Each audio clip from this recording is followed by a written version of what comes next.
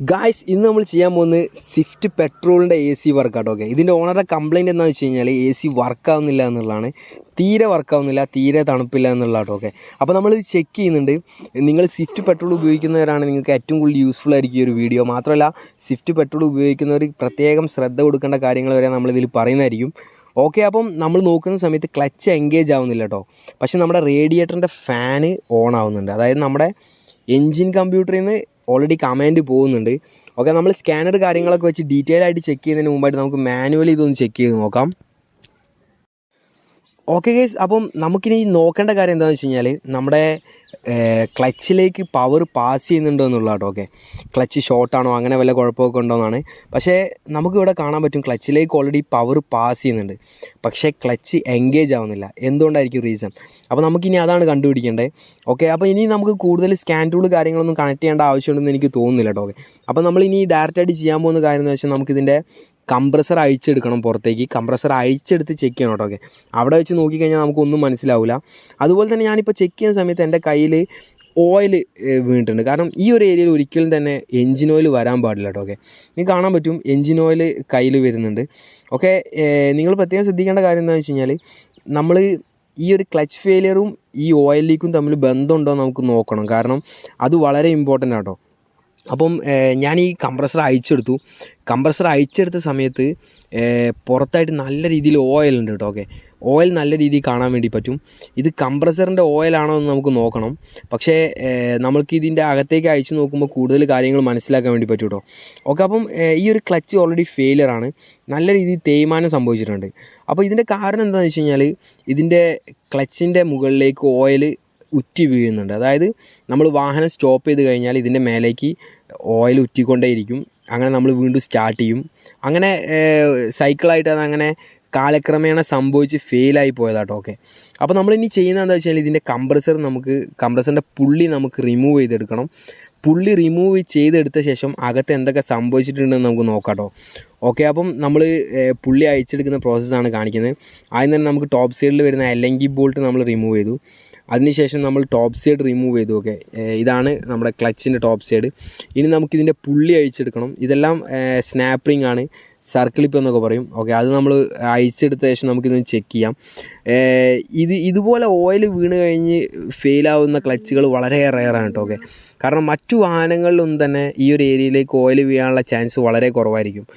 ഇതിന് സംഭവിച്ച കാര്യം എന്താണെന്ന് വെച്ച് കഴിഞ്ഞാൽ ഇതിൻ്റെ VVT സെൻസറാണ്. ഓക്കെ, സെൻസറിൻ്റെ ഓറിങ്ങോ മറ്റോ ക്രാക്കായൊക്കെയാണ് ഇത് സംഭവിച്ചിട്ടുള്ളത്.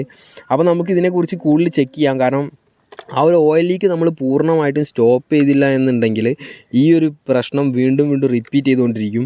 അതായത് നിങ്ങൾക്ക് അറിയാവുന്ന കാര്യമാണ്, അത്യാവശ്യം എക്സ്പെൻസ് വരുന്നൊരു കാര്യമാണ് ഈ ഒരു ക്ലച്ച് മാറുക എന്നുള്ളത് കേട്ടോ. ഓക്കെ, അപ്പോൾ നമ്മൾ യൂസ് ചെയ്യുന്ന ഒരിക്കലും തന്നെ സെക്കൻഡ് ഹാൻഡ് യൂസ്ഡ് ആയിട്ടുള്ള ക്ലച്ചല്ല, നമ്മൾ പുതിയതാണ് നമ്മൾ യൂസ് ചെയ്യാൻ വേണ്ടി പോകുന്നത്. ഓക്കെ, അപ്പം നമ്മൾ ഈ ഒരു ക്ലച്ചിൻ്റെ കോയിൽ നോക്കുന്ന സമയത്ത് ഈ ഒരു ഏരിയയിലൊന്നും വലിയ രീതിയിൽ ഓയിൽ കാണുന്നില്ല കേട്ടോ. ഓക്കെ, അപ്പോൾ നമ്മുടെ കംപ്രസറിൻ്റെ ഓയിലാണ് ലീക്ക് എന്നുണ്ടെങ്കിൽ ഈ ഒരു ഭാഗത്തൊക്കെ തന്നെ നമുക്ക് ഓയിൽ കാണാൻ ചാൻസ് ഉണ്ട്.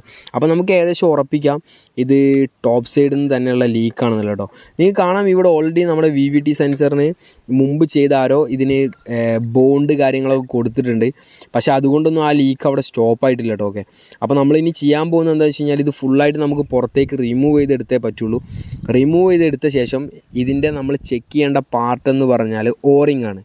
അതായത് VVT സെൻസറിൻ്റെ സ്റ്റാർട്ടിങ് പോയിന്റിലായിട്ട് ഒരു ഓറിംഗ് വരുന്നുണ്ട്. അത് മസ്റ്റായിട്ട് നമ്മൾ ചെക്ക് ചെയ്യും.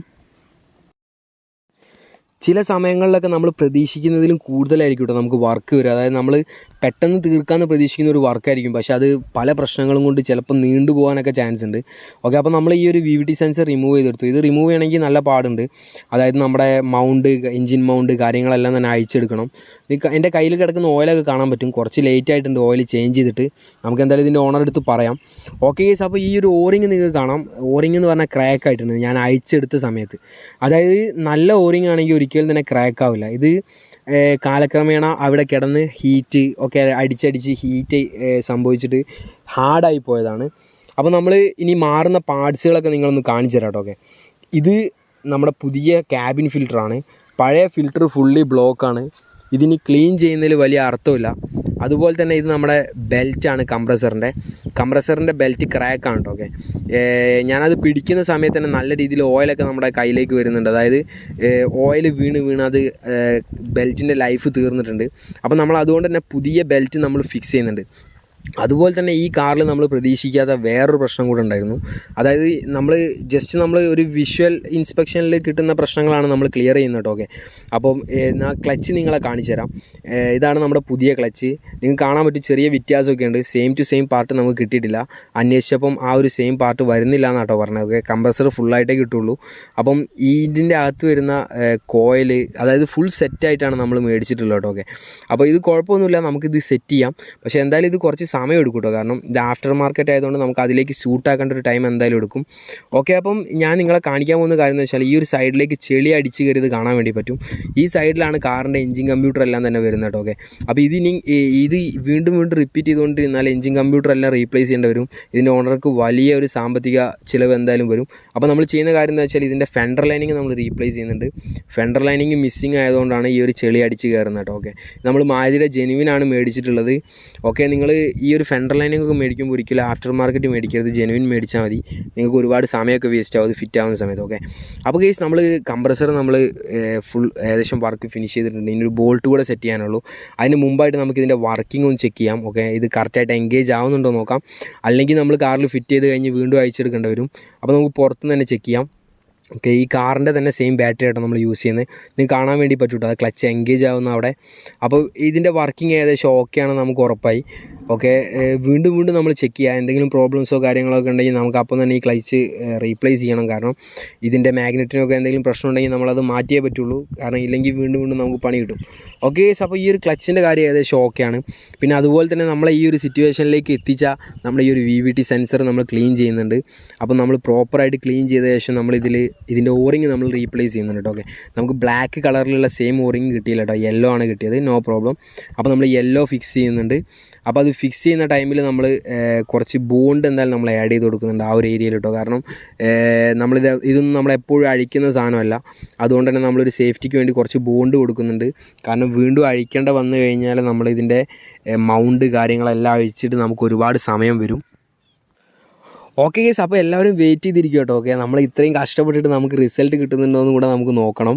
ഓക്കെ, അപ്പം ഞാൻ ഈ ഒരു ഓറിംഗ് ഒക്കെ ഫിക്സ് ചെയ്യുന്നുണ്ട്. നല്ല ടൈം എടുക്കുന്ന കേസാണ് കേട്ടോ. ഓക്കെ, ഇതിൻ്റെ ഓണറുടെ അടുത്ത് ഞാൻ രാവിലെ വെച്ചാൽ വൈകിട്ട് കൊണ്ടുവന്നാണ് പറഞ്ഞത്. പക്ഷേ നമുക്ക് ഒരു ദിവസം കൂടെ എക്സ്ട്രാ എടുക്കേണ്ട വന്നു. കാരണം ഇതിൻ്റെ പാർട്സൊക്കെ അറേഞ്ച് ചെയ്യണം, കാര്യങ്ങളൊക്കെ വന്നുകൊണ്ടാണ്. ഓക്കെ, എന്തായാലും നമ്മളിത് പ്രശ്നം ക്ലിയർ ചെയ്തിട്ടേ വിടുള്ളൂ. കാരണം നമ്മളോട് പറഞ്ഞ പ്രശ്നം മാത്രം ക്ലിയർ ആക്കിയാൽ പോരാ, അല്ലെങ്കിൽ വീണ്ടും നമുക്ക് തന്നെ പണി വരും. ഓക്കെ ഗൈസ്, അപ്പം നമ്മൾ ഈ ഒരു കാര്യങ്ങളെല്ലാം തന്നെ നമ്മുടെ ഇത് കാറിലേക്ക് ഫിക്സ് ചെയ്തു. മാക്സിമം നമ്മുടെ എഫേർട്ട് നമ്മൾ യൂസ് ചെയ്തു. മാക്സിമം ക്ലീൻ ആക്കി എല്ലാ പാർട്ടും മാക്സിമം നമ്മൾ ചെയ്യേണ്ട കാര്യങ്ങളെല്ലാം ചെയ്തു കേട്ടോ. ഓക്കെ ഗൈസ്, അപ്പോൾ ഇനി നമ്മൾ വെയിറ്റ് ചെയ്യുന്ന റിസൾട്ടിന് വേണ്ടിയിട്ടാണ്. ഓക്കെ, അപ്പോൾ നമ്മൾ ഈ ചെയ്യുന്ന വീഡിയോ നിങ്ങൾക്ക് ഇഷ്ടപ്പെട്ട് കഴിഞ്ഞാൽ നിങ്ങൾ നമ്മുടെ ചാനൽ ഉറപ്പായിട്ട് സബ്സ്ക്രൈബ് ചെയ്യുക, ബെല്ലൈക്കൺ ക്ലിക്ക് ചെയ്യുക, നിങ്ങളുടെ ഫ്രണ്ട്സിനൊക്കെ ഷെയർ ചെയ്ത് കൊടുക്കുക, താഴെ കമൻറ്റ് ചെയ്യുക. ഓക്കെ, അപ്പം നമുക്കതുപോലെ വീണ്ടും ഇതുപോലുള്ള വീഡിയോസ് ക്രിയേറ്റ് ചെയ്യാൻ നമുക്കൊരു മോട്ടിവേഷൻ ആയിരിക്കും. ഓക്കെ ഗൈസ്, അപ്പോൾ നമുക്കിനി ഇതിൻ്റെ റിസൾട്ട് ഒന്ന് നോക്കാം കേട്ടോ. അപ്പോൾ നമ്മൾ കാറ് പുറത്താണുള്ളത്. ഓക്കെ ഗൈസ്, ക്ലൈമറ്റ് കുറച്ച് ഡൗൺ ആട്ടോ, ഒരു 27-26 ആ ഒരു റേഞ്ചിലുള്ള ക്ലൈമറ്റാണ് പുറത്ത്. കാറിൻ്റെ ഗ്ലാസ്സൊക്കെ നല്ല രീതിയിൽ മിസ്റ്റ് വന്നിട്ടുണ്ട്. ഓക്കെ, നല്ല തണുപ്പാണ് ഇപ്പോൾ നമുക്ക് കിട്ടുന്നത്. അപ്പോൾ നമുക്കിനി കാറിൻ്റെ ഇൻസൈഡ് ഒന്ന് നോക്കാം. ഓക്കെ, അപ്പം നമ്മളെ കൂടെ വർക്ക് ചെയ്യുന്നവരൊക്കെ ചെക്ക് ചെയ്യുന്നുണ്ട് നമ്മുടെ കാറ്. ഓക്കെ, അവൻ ഇരിക്കുന്നത് കണ്ടാൽ തന്നെ അറിയാം നല്ല തണുപ്പുണ്ട് കാറിൻ്റെ അകത്തുനിന്ന്. ഓക്കെ ഗേസ്, അപ്പോൾ നമുക്ക് ഇതിൻ്റെ ഗേജ് കൂടെ ഒന്ന് ചെക്ക് ചെയ്യാം. നമ്മൾ ഗേജ് വെച്ചിട്ടുണ്ട്, വരുന്ന ടെമ്പറേച്ചറിൻ്റെ തണുപ്പ് എത്രയാണെന്നുള്ളത് കേട്ടോ. ഓക്കെ, അപ്പം നിങ്ങളിത് കണ്ടാൽ ശരിക്കും നിങ്ങൾ അത്ഭുതപ്പെടും കേട്ടോ. ഏകദേശം 10 ഡിഗ്രി സെൽഷ്യസിൻ്റെ അടുത്ത് നമുക്ക് തണുപ്പ് കിട്ടുന്നുണ്ട്. അതായത് പെർഫെക്റ്റ് ആയിട്ടുള്ള തണുപ്പാണ്. നമ്മൾ അവസാന നിമിഷം വരെ ശ്രമിച്ചിട്ട് മാത്രമേ ഉള്ളൂ കേട്ടോ നമ്മൾ ഫുള്ളായിട്ട് പാർട്സുകൾ മാറുള്ളൂ. Okay guys, thank you for watching.